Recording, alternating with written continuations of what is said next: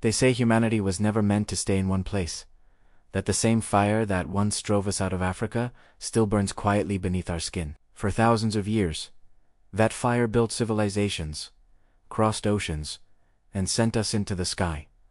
But now, that fire looks upward again, toward a tiny red dot in the night.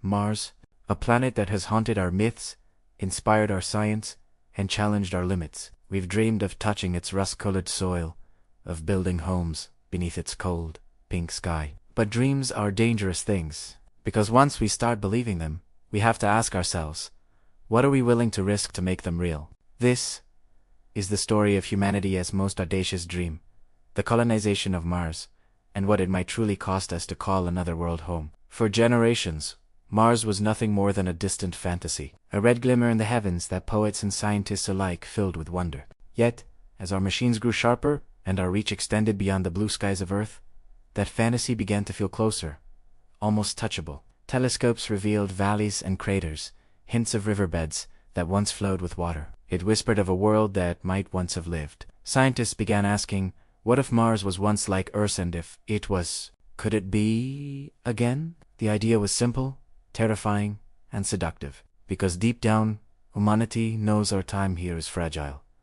They see us rise, the air warms, the balance shakes. And so Mars became more than just a planet. It became a promise, a second chance, a blank page for the species that dares to dream beyond survival. Every great leap begins with one person who refuses to accept the limits of what's possible. For Mars, that person was Elon Musk.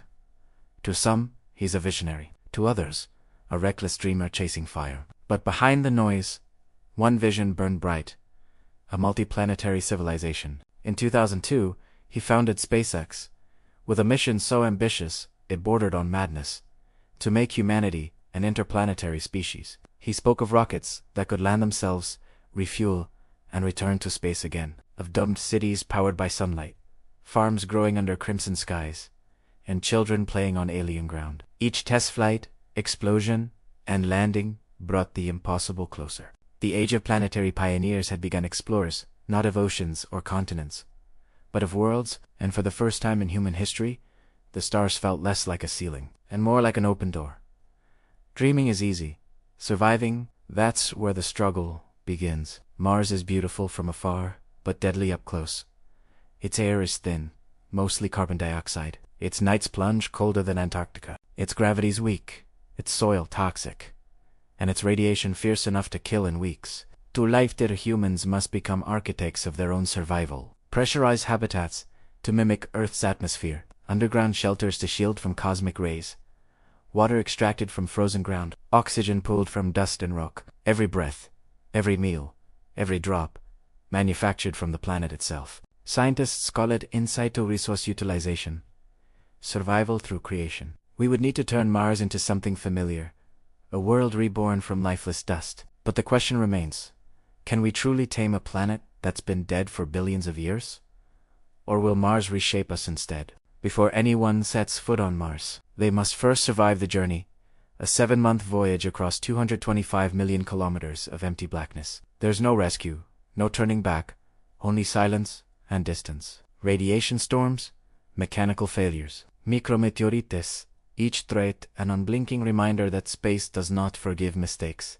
NASA's Artemis missions aim for the moon as a testing ground, while SpaceX builds Starship, a steel giant meant to carry hundreds to the red planet. It's not just technology being tested, it's the endurance of the human soul. Because when you leave Earth behind, you leave behind your sky, your oceans, and the sound of wind through trees. Yet still, something inside whispers, go, because maybe our species was never meant to stand still.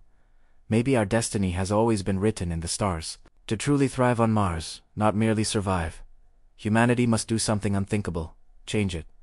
Terraforming, the act, or perhaps the arrogance, of remaking a planet in our image. Theories suggest we could warm Mars by releasing greenhouse gases, thickening its atmosphere until liquid water could flow again. Some dream of detonating the polar ice caps to release carbon dioxide, or seeding the soil with hardy microbes to breathe life into the red dust. Over centuries, Mars could become warmer, bluer, alive. It sounds like creation itself, and perhaps it is. But it also sounds like hubris. Who are we to play God on another world, when we've barely learned to care for our own? Because behind every dream of terraforming lies an old and dangerous word: colonization. And history has taught us that new worlds rarely come without consequences.